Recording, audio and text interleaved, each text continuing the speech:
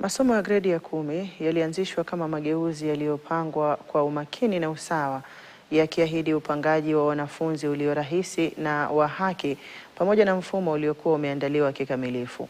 Hata hivyo, kadri mchakato wa mpito unavyoendelea na wanafunzi kuanza kuzoea, dira hiyo ilianza kubadilika. Sera muhimu zilianza kufanyiwa marekebisho au kuachwa kimya kimya, kuanzia taratibu za upangaji hadi muundo wa mtaala. Kilichotarajiwa kuwa mpangilio thabiti na utakaotabirika sasa unaibuka kuwa mfululizo wa marekebisho, ukifichua pengo kubwa kati ya mipango iliyokusudiwa na hali halisi ilivyo.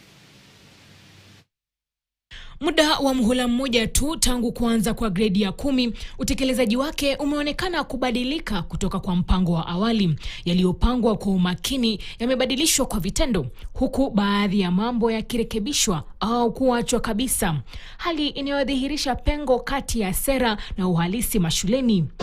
Kwa mujibu wa wizara, kila shule ilipaswa kuwa na mkondo wa wanafunzi wa kutwa na kutengewa angalau 10% ya nafasi kwa wanafunzi wapya. Hata hivyo, agizo hili halikutekelezwa kikamilifu. Kinyume chake, baadhi ya shule za kutwa hazikupokea wanafunzi hata mmoja, huku takribani shule 1000 zikikosa wanafunzi wa gredi ya 10.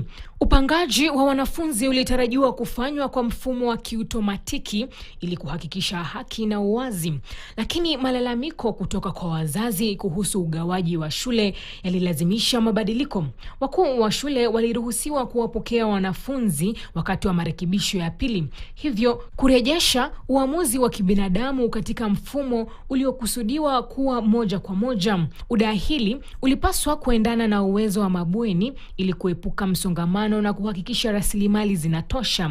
Lakini kwa vitendo, shule nyingi zilipokea wanafunzi kupita kiasi, hali iliyosababisha msongamano mkubwa. Mamlaka pia zilieleza kuwa walimu wamefunzwa upya kushughulikia mtaala mpya na masomo mapya yaliongezwa, huku hali halisi ikionyesha tofauti kubwa.